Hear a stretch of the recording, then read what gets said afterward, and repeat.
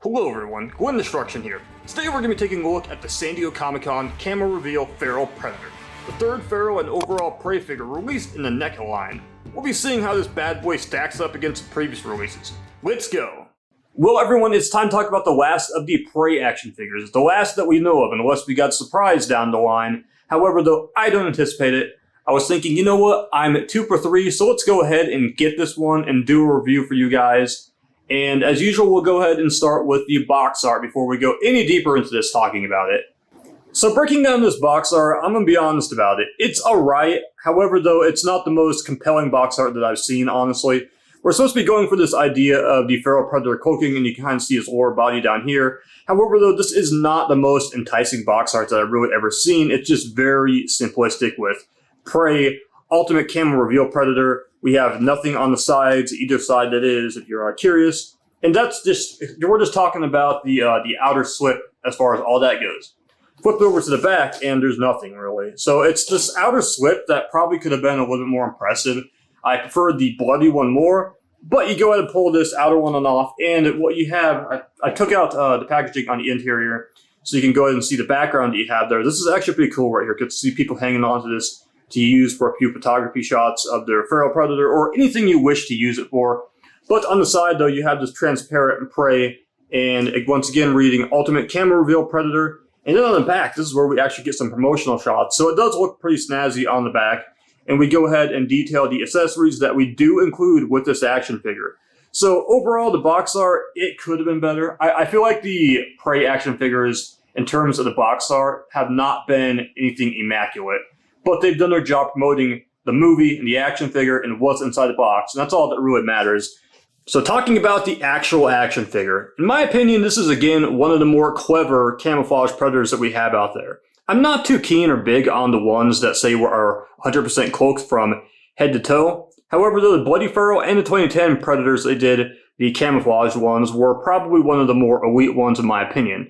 This one right here has some draw to buy because I really like the patterns that it has going on throughout the body. And if you go ahead and look at the chest area right here, you have these hexagon patterns going on in the actual skin. So there are certain areas that just remain cloaked, and then for the areas that are uncloaked, like we have the head up here of the Feral Predator. On both sides, you do have the gauntlets that are uncloaked, the wrists as well. You do get to go ahead and take in the little details that you have going on right there of the Predator symbols. And that's actually one thing that I failed to talk about on the previous release of this Predator. I don't think I've talked about that, but I really enjoy the little small details that go on right there.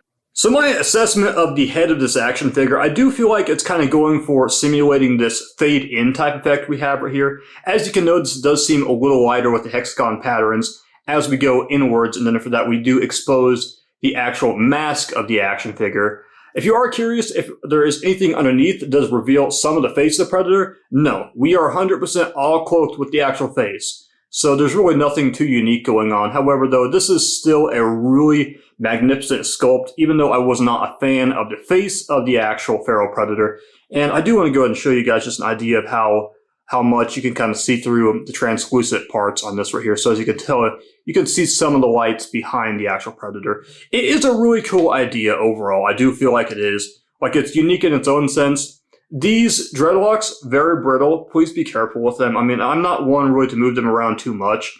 Also, if you keep them stored in a heated area of the house, this is going to be extremely mushy and squishy, I will say that. So make sure the room temperatures are correct.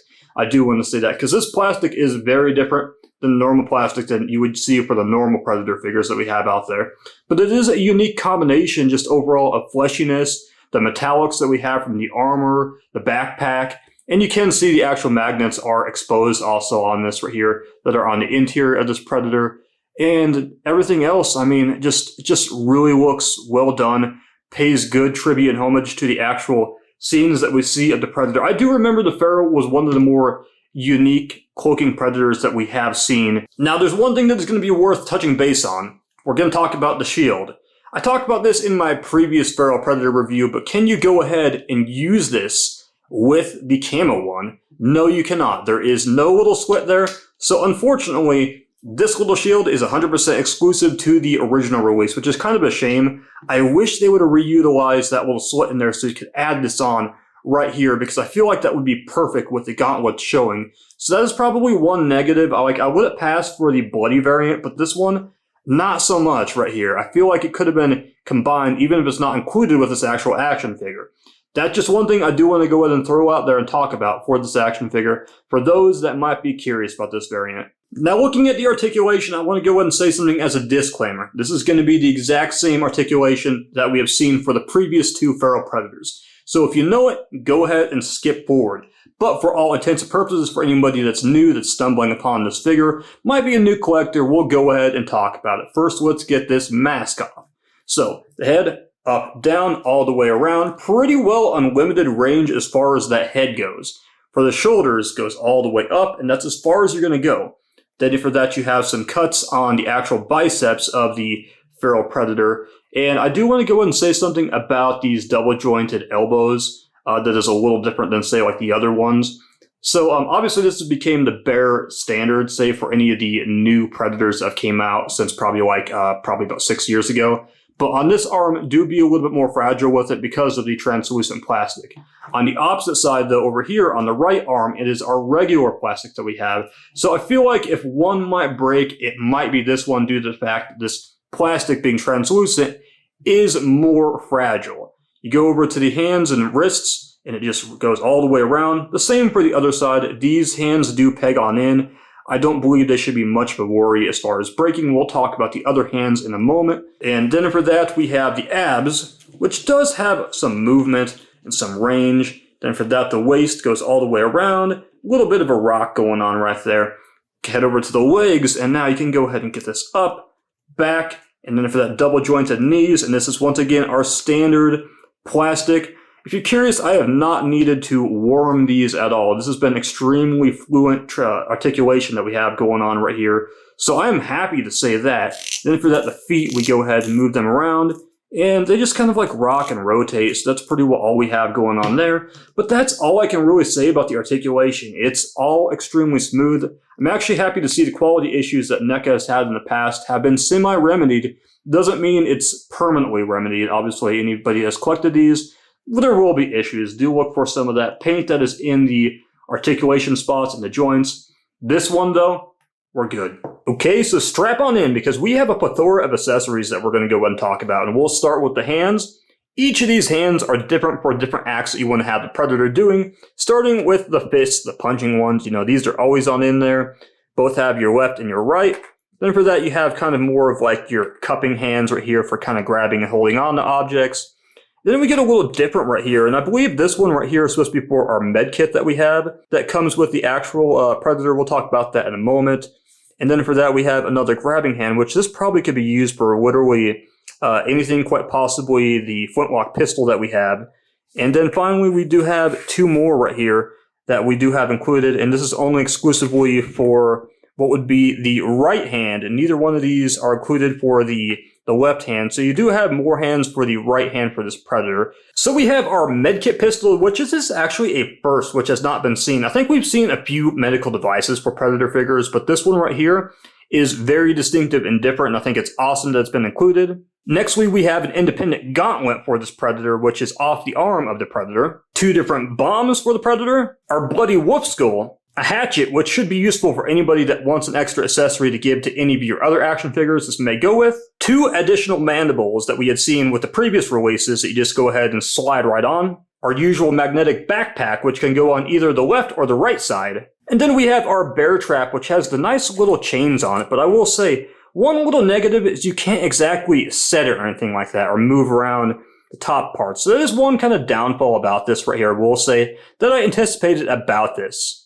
As usual, we have our wrist blades that plug right into the wrists of the Predator. And then we have a new accessory being the cut clamps, which had not been included with either of the previous variations. And then we have our wolf head and spine combination, which is a really cool addition to this to have more trophies for our Predators. As shown earlier, we have our mask, and here's a look at the interior. So now we need to talk about what I like to call the main event accessory, the flintlock pistol, which has been iconic and entwined with the Predator series since Predator 2. Now, I'm going to go ahead and give you guys a little comparison between the original release, which came out, I believe, in 2011. Keep in mind, NECA has been rolling with this sculpt for the last 13 years, and then after that, you had the Ultimate release, which came out about a year or two ago. I want to say a year ago.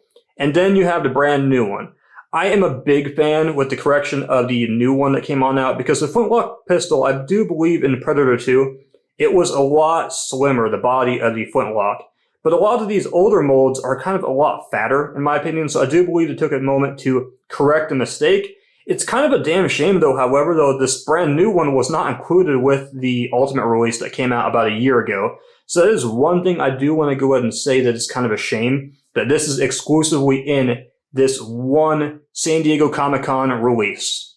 So as promised, I want to go ahead and give you a comparison of some of the paint apps on the original release versus this one so we can see what a year's different has done to this actual action figure. So I personally do believe that the armor on the brand new one actually looks a little better, honestly.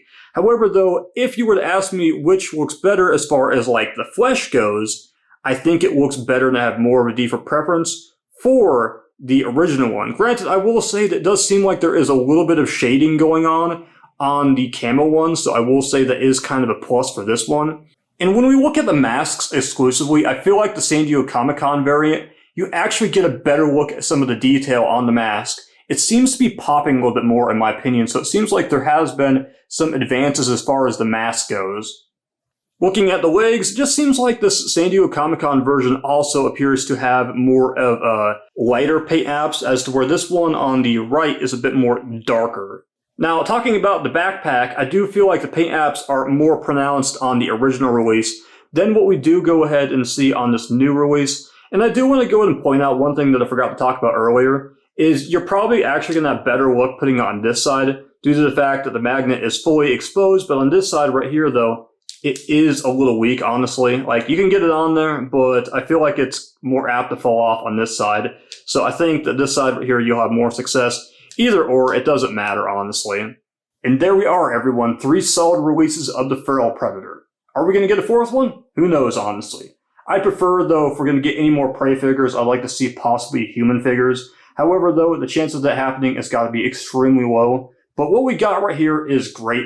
The San Diego Comic-Con release, it probably will be the one that will be the most difficult to get a hold of due to the aftermarket prices, and depending on how much you yourself are willing to spend, because at cheapest, you probably will find this probably around like $70 to $80, unless there's somebody that's willing to give you an amazing deal that's under $50, which is going to be tough to find. But if you can, hey, my hat goes off to you for finding that and working with somebody, or if you win a good auction deal on eBay.